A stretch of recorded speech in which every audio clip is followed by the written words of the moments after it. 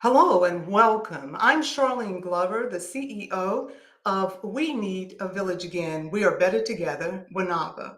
WNAVA is a social justice ministry, and we're proud to host this year's the Imago Dei 2024 Black History Program. We've entitled it Honoring Legends, Recognizing Contemporary Leaders, and Spotlighting Emerging History Makers. No one can tell the Black story like Black people, and no one can tell your personal story like you can. I am so delighted to have with us in this particular segment of our Black History program an honored guest, a special guest, Mr. Harry Dunn. On this day, my role was as a Capitol Police officer.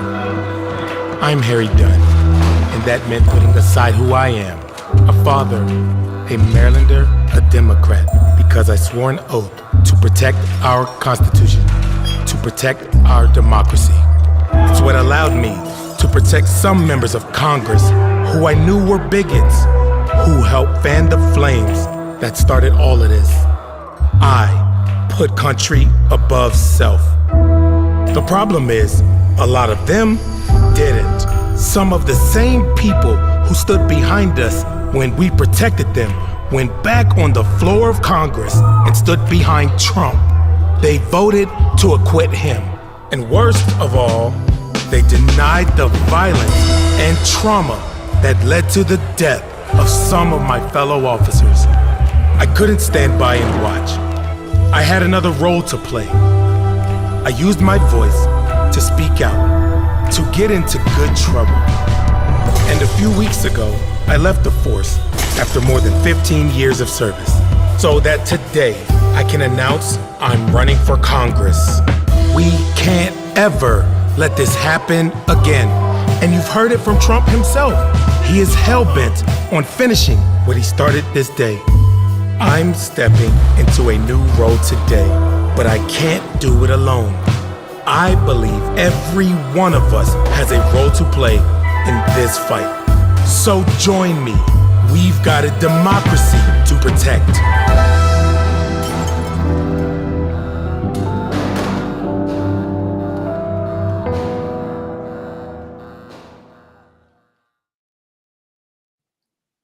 Again, we're so delighted to have with us former Capitol Police Officer, Mr. Harry Dunn.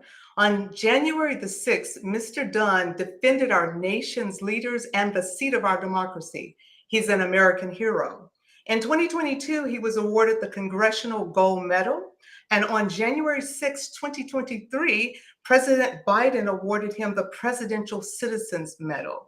He's an author of Standing My Ground, a New York bestseller, and he's recently launched his campaign for the Maryland Congress. I believe that we have one of the most appropriate guests for this particular Black History program. And although he would say he's a public servant, in the eyes of many, he's an American hero that's a public servant. Mr. Harry Dunn, thank you for being our guest. Would you greet our audience? Hey, thanks, Charlene. Thank you so much for having me. Hey, everybody. I'm so honored to be here, and those are such kind words. I was sitting there listening when you were just listing those accolades, and I'm humbled, and I'm just a public servant. That's it. I'm a person. I'm a person who wants to see our country in the right direction, and I just believe in standing up for what's right. So it's kind of crazy to me that doing what's right gets you rewarded. Now I'm grateful. I appreciate it, but I wish more people did what was right. So doing the right thing would be considered the norm instead of being rewarded for it. But I'm really honored to be here talking with you. Thank you. Thank you. I like that philosophy. Wouldn't it be nice if we all considered doing the right thing was just the right thing to do? Yeah. But you're here because you did the right thing, because it was the right thing to do in the face of great adversity. Let's just start by I have some questions I want to ask, and I have some comments I want to draw out of you because it's so appropriate for Black history. And I want to start with your book, Standing My Ground. In your book, you use some strong language to express how you felt, and in the heat of January 6th, but it appears that your experience has not made you bitter, but instead made you better. Talk a little bit about your personal experience, including how you're reconciling having been attacked in a place that you defended our nation's leaders and our democracy, a place that you said that you admire or revere because it was built by our ancestors, and then you experienced the verbal attack with racial slurs. How do you reconcile what you're doing, how you've continued to do what you're doing, and now you're moving forward for a bid in Congress, and you've been able to maintain your clarity in doing so? Yeah, so that's a lot to unpack, but it's real though. It's real. Like, let's start with being bitter. I'm not bitter. I'm kind of like, let's do something. Like, I feel like if you're being bitter, you're focusing on being angry. Well, anger is fine. Anger is, I think, is a very valid emotion. It's warranted, but I want to my anger to drive me towards a purpose, and not just sit around consumed in my anger. And I think that is what we can call bitterness, consumed by your anger, just sitting in it and not doing anything with it. I want the opportunity to make a difference. I mean, very change, solutions based, solutions oriented. And, I don't want to just sit around and be angry. Like, all right, I'm mad. I'm upset. This happened. How do we fix it? What can be done about it?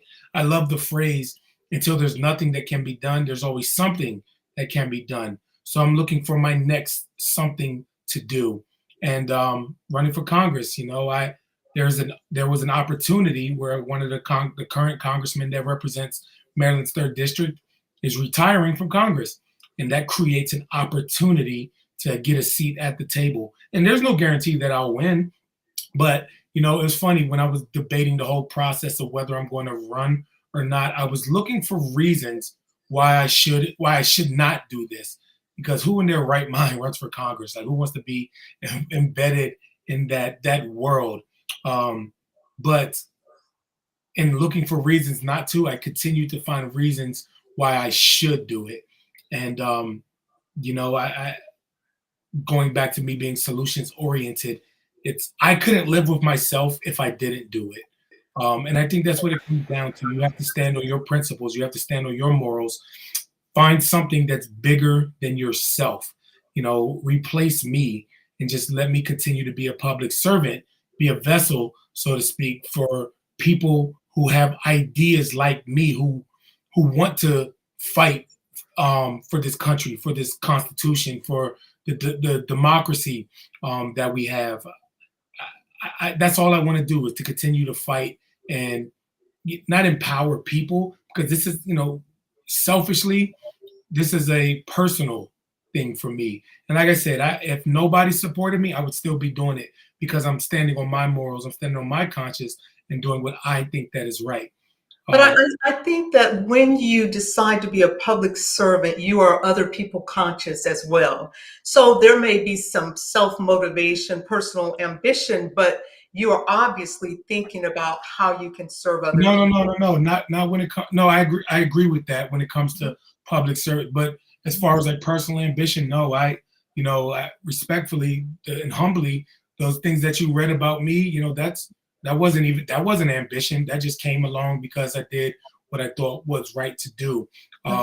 So I don't think it's necessarily any personal ambition. I don't have that at all. A spirit of service is what I was, what it was ingrained in me as a young kid. My father is a retired military Air Force veteran, and I guess just seeing him, like I said, the idea of something bigger than yourself, that's entrenched in me. But what I meant, as far as not worried about what anybody else think, that's standing on my morals and my principles. Because like, you're the one that has to live with yourself at the end of the day. And, God said, at the end of your life, you're going to be judged by the Heavenly Father. And I want to hear, well done, my good and faithful servant. And that's the only voice that's the only validation that I need, that I'm seeking. Anything else is just me standing on my morals and my principles. Excellent. Well, there's nothing like a principle-centered man or a principle-centered person. How about that? Let's go with that. I Thank love it. In your book, you open the book, and I think a number of people who have interviewed you started with this because it's so impactful by defining trauma. And you said on January 6th, everyone was traumatized, whether we know it or not. And you define trauma, according to the dictionary, as deeply distressing or disturbing experience. As a Black man defending the Capitol, in the heat of what could have cost you your life, do you think that the trauma perhaps you experienced was interpreted differently by non-Black officers? Maybe they didn't feel as threatened, or they didn't see their life potentially being taken. You know, How do you see that? Was it yes. just neutral for every person who was standing in the way of the MAGA crowd? So I think that everybody, like I said, whether you were at the Capitol fighting in the midst of it on January 6th, or whether you were in, Augusta, Georgia, sitting in your apartment or your house, watching on TV in horror and disgust, disbelief, because you couldn't believe what was happening, you were affected in some kind of capacity. The only difference in our traumas is where we were when we were experiencing it. When it comes to the Black officers, I think that our battle was different. But I won't say that I'm not minimizing in any capacity the trauma that my white counterparts faced that day. I don't think January 6th was a racist attack, and somebody might look at me and be crazy. Well, how could you not say that? You did no. Those people that were there, those terrorists that day, Yes. they beat the hell out of my white coworkers, my Black coworkers, my Spanish coworkers. They didn't care.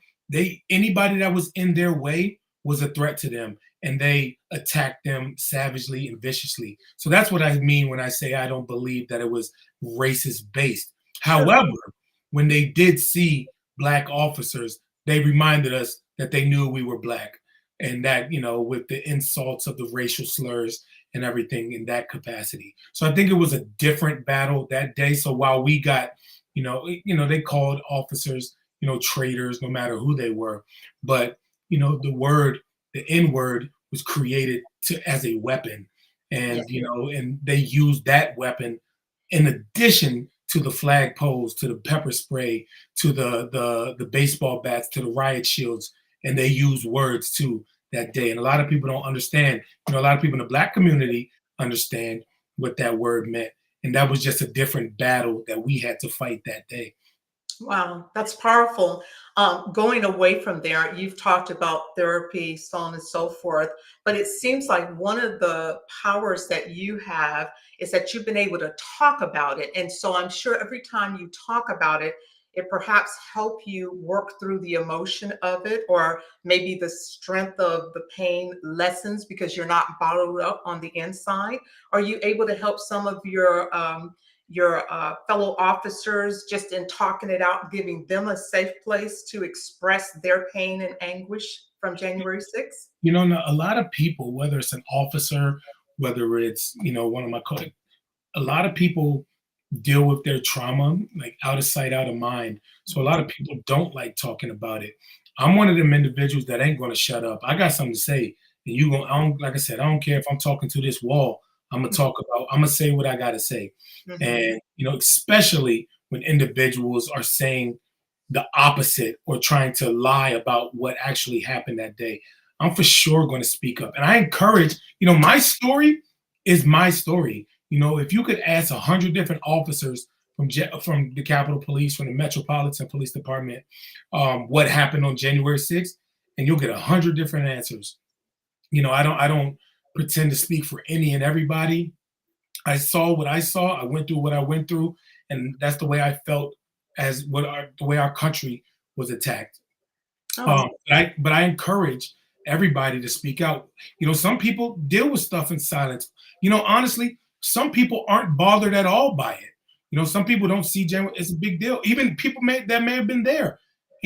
That's fine, but that ain't me. I respect the way you grieve, or the way some people cry when they lose a loved one. Some people, laugh and celebrate when they lose a loved one. Like, everybody grieves handles stress and events differently. Mhm. So I don't think my way is better than anybody else's, but I just look at, like I said, being solutions oriented, and this is the best way for me to one to grieve, to cope, and to get my message across, and to make a change. Awesome, awesome. Well, you're doing an excellent job because there's nothing like a firsthand story. And as I've begun to read through your book, you tell, even to the point of being grilled by your attorneys to prepare for the defense and all of that. So you've from the beginning of January 6th all the way through 3 years now. You've been walking through this process, but you have made it reachable and comprehensible for people who have heard all of the various media stories. It was, it was a peaceful protest. It was, different people groups, so on and so forth.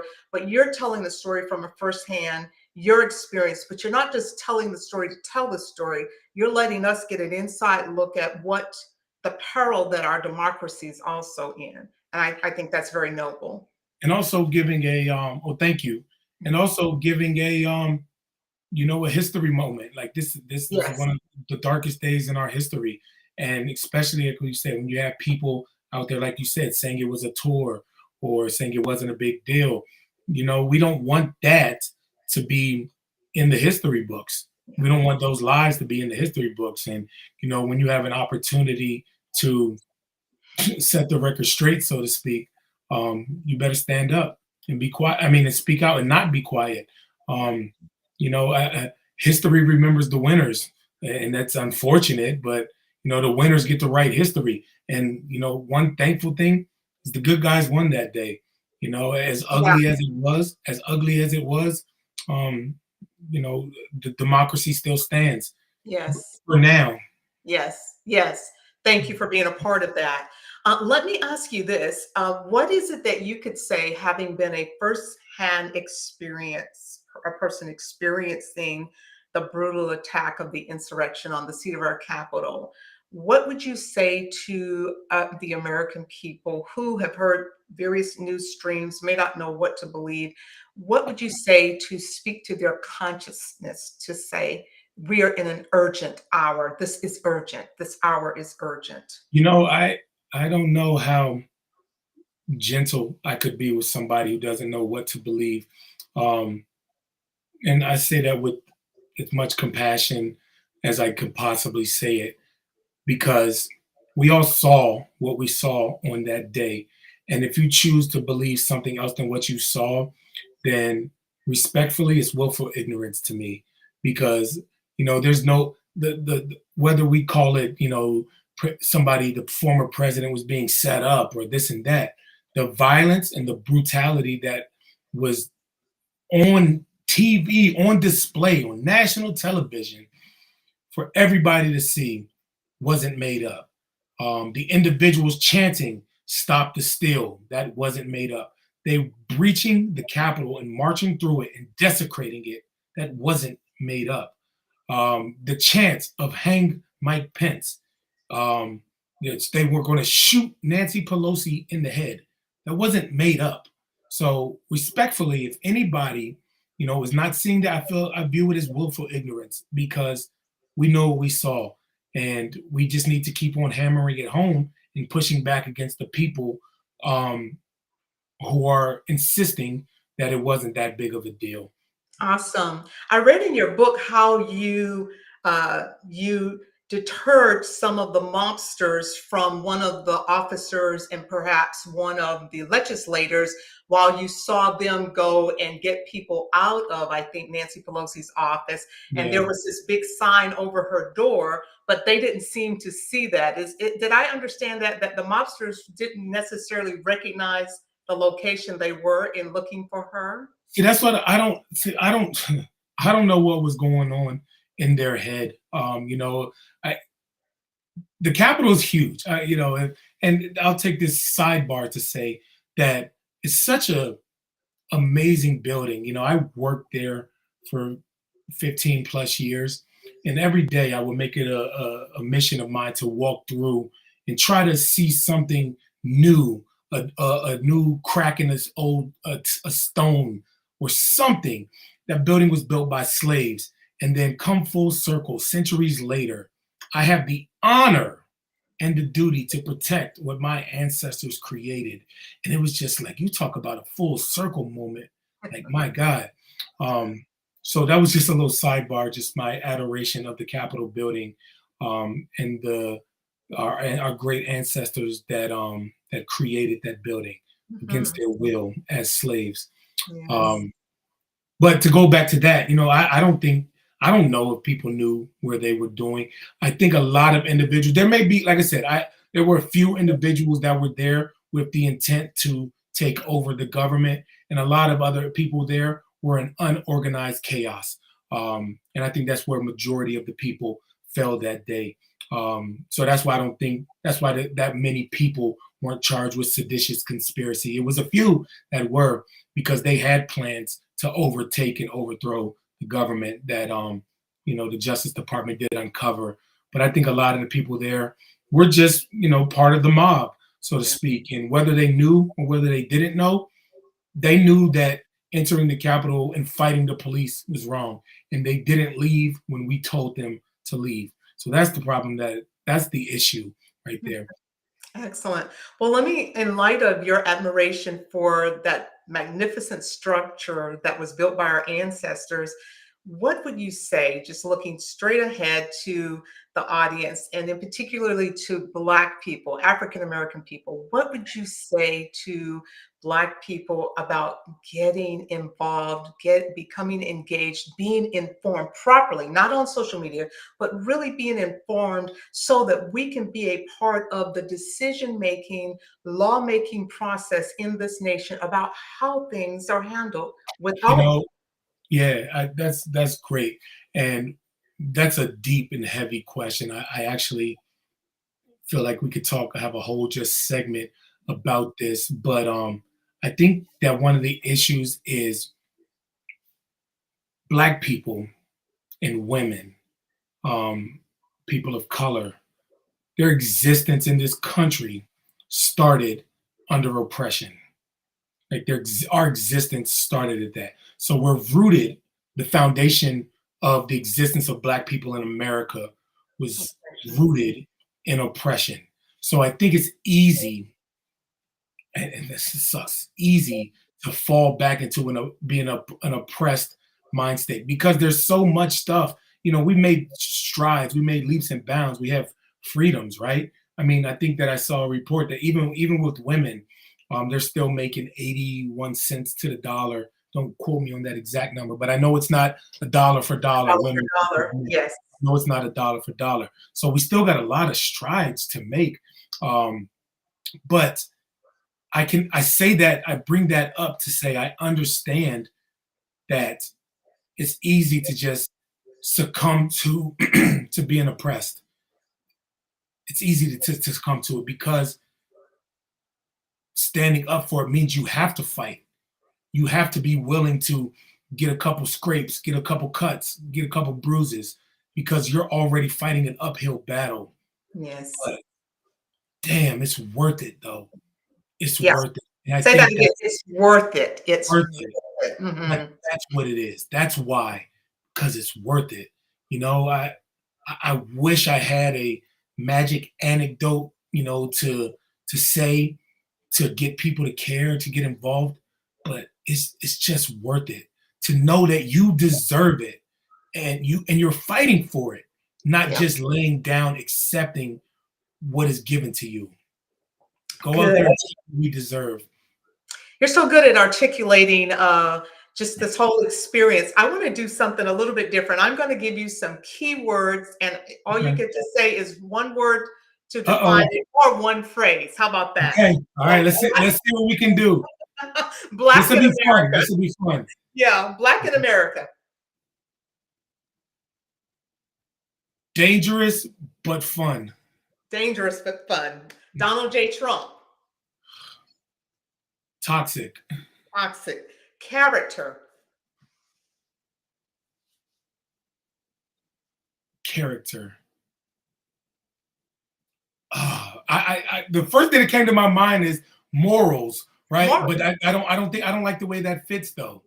It's who you Come are. back, And come back to me when we I'll got come another back one. to Let me that think one. about that one. Truth, because you seem to be a truth teller. I love your plain, straightforward speech.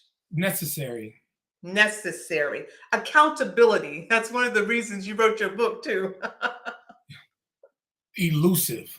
Elusive. Wow. Very true. Good trouble. I like that. I have a tattoo, a good trouble tattoo. I saw Um, that. I saw John your John your Lewis. John Lewis. excellent, excellent character. Lacking. Lacking.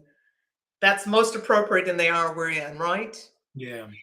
Okay, so recently I happened to hear a prominent celebrity who's a sports person make light of Donald Trump's character and behavior, and he said Donald Trump's all right with me. He just needs to learn how to talk. And then I heard another uh, uh, entertainer, according to Entertainer Weekly, who was Snoop Dogg, and he said, I have nothing but love and respect for Donald Trump. And he was referencing the fact that Mr. Trump pardoned one of his associates. How do you square that, having had the experience now that you've had, not just on January 6th, but even in subsequent years now, where people have defamed and have twisted the truth about January 6th and what's really happening in this nation? Yeah. How do you square that with people giving those kinds of casual, irresponsible, in my they have a right to their opinion, but to say that and put that out publicly, I think is a little reckless. Willful ignorance. Willful Um, ignorance. willful ignorance. That's what that is. If you can, or you lacking those morals, that character that we just talked about. We just talked about character, right? Yeah, Lacking. So you're lacking. lacking the character to say that an individual facing 91 felonies is okay with you. And So one, you're willfully ignorant, or if that's not the case, or you are aware of it, yeah, that means that you're lacking the character, um, the moral character, the moral clarity. That a lot of us are, and I struggle with that because people are allowed. Like, yeah, which is crazy though. We not being hypocritical. People have the right to not have those morals. We all don't live by the same morals and principles. We want right. everybody to be decent human beings, but I think we need to realize we all ain't decent human beings, and Yeah. no matter what, everybody won't be. And I I think that's the most disappointing things. We disappoint ourselves because we want people to live like we do. And Snoop Dogg's entitled to his opinion. I don't think highly of him now, based off of, obviously a couple those, especially based off of those comments. He's entitled to them though. But that just shows me, one, he's willfully ignorant, or two, the character of Donald Trump doesn't matter to him. So one of those two things is true. Yeah. That's a good segue because I want you with that. I made up a word, celebrityism. Oh, okay. Okay. I want you to define the difference in celebrity speech, celebrityism speech, and activism speech, because there's, in my mind, based on what you just said, a very different way of seeing things when you speak out when you're a celebrity versus an activist. I think a lot of times celebrities don't realize the influence that they have. Um, I don't think people seek out to be a celebrity to be an activist. Activism, I don't think people are doing it to be a celebrity. They're doing it because they care, and want to see a change. Uh, I think that's where we get in trouble, where we put celebrities on this pedestal. Um, you need to see the actual intent of a person. Um, and I feel like that's where you'll be able to determine celebrity or activist. I think it's possible for both things to be true, but I just think we glorify celebrities. Um, and you know what? That's fine because they have influence, and a lot. We need influence. We need influential people to make a stand, against issues, oppressive issues, individuals that are marginalized. That's great. Um, but that goes back to the thing. We can't expect them to everybody, celebrity or not, they're all human beings. We can't expect everybody to live by the same principles and values that we do. I mean, you and me, Ms. Glover, we probably have some different principles or values, but I think that aligned at the core of it, we're aligned. We have the same goal in mind. Now, the difference is how we might travel to get there. Like this, speaking of Black history, let's talk about the narrative that the Black Panthers got. Some people would say, Black Panthers, and this, I found out a lot of this to be true, false information, once you're doing your research and everything. But the old false approach with Black Panthers, well, burn it down then. If they ain't gonna do it, well, burn it down. I'm like, wait a minute, I don't agree with that, buddy. Like, I'm not gonna work towards something. No, that's not me. But different people took different approaches to get to different things. So you can still have different values and morals, but ultimately want to end up at the same finish line. Yeah, I think, thank you for that. I think when you, as an activist, most people, I'm thinking about your role model, Good Trouble, Representative John Lewis. He always, from a young man, he was deeply touched by activism and the civil rights movement, and he dedicated his life to it. And everything that we can see that he did was to better his community. It was to make way for people to break oppression, systematic oppression, systems that were put in place to block and stop people from progressing, and Black people in particularly. And in my mind, he's not the celebrity, but God knows he's revered and honored because of the sacrifice that he made personally. So sometimes celebrities are thinking about themselves and the benefit that they have in their sphere of space. But as activists, I believe activists are always thinking about the end goal for everybody that they can influence for the good. And you fit that category. So you're welcome. We're about to wrap that up. But I want to ask you maybe one other two questions. What has inspired you to have such remarkable courage to step forth and actively participate? I know you said you're solutions oriented, but something deep inside of you and those values and principles must inspire your courage to know what could come along with taking that bold public stance. Because I don't know if I could live with myself if I didn't do it, if I didn't speak up. If you're walking home and you see, a grandmother or elderly person getting robbed or attacked by a group of young men, you just sit there and watch, just say, dang, oh, that's terrible. This is the world we live in. Or do you step up and engage to the best of your abilities? And me speaking out, I can do that. Me saying, hey, Donald Trump was wrong, I can do that. That doesn't require a lot. To me, it doesn't. You do what you can do. You do what you're capable of. Do it to the best of your abilities to be engaged, to be involved. And you know what? Some people being engaged, being involved is just, I got so much mail and letters of encouragement from people. And you know what? That's their way of being involved. They sent me a letter. Officer Dunn, keep going. I'm so proud of you. I'm praying for you. Great. That's doing something. Yes. It may seem irrelevant or small, I think that's huge. It's huge. It's huge. It's encouraging. Like I said, I would be doing this whether I got any support or not. But I tell you what, the support make it a lot easier. It's making it a lot easier because they're making me say, all right, I'm not crazy. Everybody, good. Okay, good. Yes. Do what you can do. Do what you're capable of. Don't try to do above and beyond. Do what you can do. That's great. And then once you've accomplished that, find something else to do. And do what you can do, right? Do what you can do again, Well, listen, as we're wrapping up, as you're successful in your run for Congress, I pray you will be too. What would be your key priorities and policy areas that you want to focus on? I'm glad that you asked.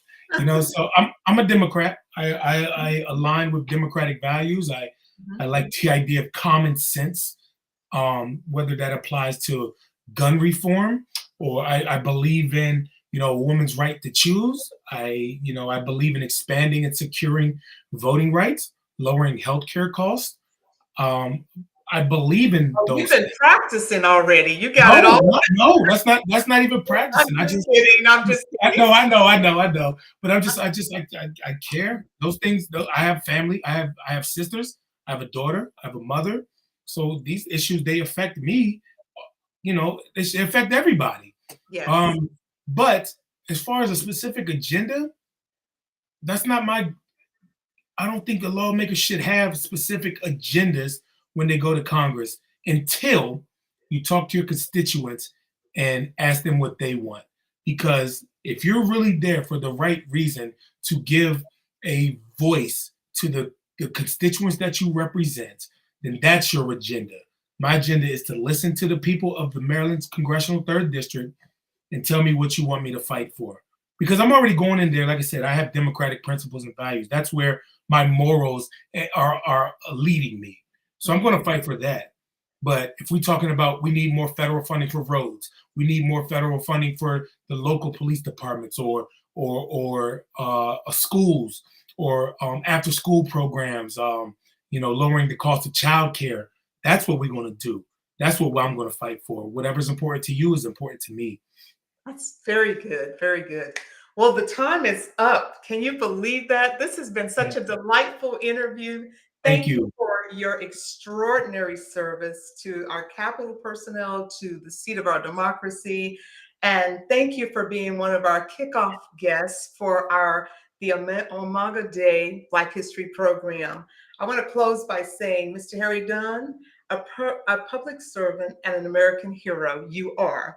You stood up and decided to fight against what was putting our nation, our capital, our democracy in peril. And though you stood to fight for that, we fought and not had victories, but you fought and you showed that fighting for and fighting with is important because we're one nation. And if we come together collectively, and Yeah, so you were outnumbered, you and your fellow officers were outnumbered, but you gave them heck that's right. to hold fast to that process, and we appreciate it. So I want to say, keep standing your ground for your community and for our country. You epitomize Black brilliance and Black resilience at its finest, and we're so thankful that you took time to be with us in our Black History program. Well, thank you. I'm honored to be here, and what a great conversation. I'm so thankful for you indulging me in this great conversation, and I'm just humbled to be here. Thank you so much, and to everybody listening, thank you.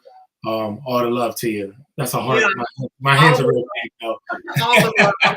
Well, if you don't mind, let me just say a prayer for you and Officer Fanone and all of those that are still working through this process. So, Lord God, we thank you for Mr. Harry Dunn. Harry Dunn is what they call him, but I say Mr. Harry Dunn. Thank you for Officer Fanone. Thank you for all of the officers that are still being healed and restored. For those families that are still grieving, Lord, comfort, strengthen, and let good come out of evil. Let light come out of darkness. Lord, guide Harry as he moves forward for a congressional seat. Give him wisdom. Teach him the way that is right to be the best servant leader to the people that he will lead. Thank you for his family. We bless you for this man and this time. In Jesus' name, amen. All Amen. righty. Thank you Thank so you. much. God bless you. We wish you the best, and we'll keep in touch with just watching the news because we're sure we'll see your face again. Thank you so much, y'all. Be You're well. welcome. God bless. You too. Thank you. Bye.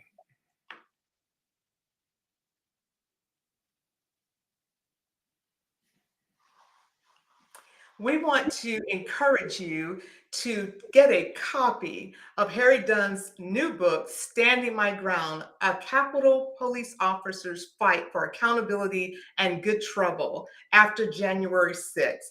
And if you so desire, we want to invite you to visit harrydunnforcongress.com to learn more about his run for congressional seat in Maryland and also how you can support him. His book is available at amazon.com. You will get a firsthand account from this plain spoken, straightforward man who's standing his ground for democracy. Thank you for being a part of our program this evening.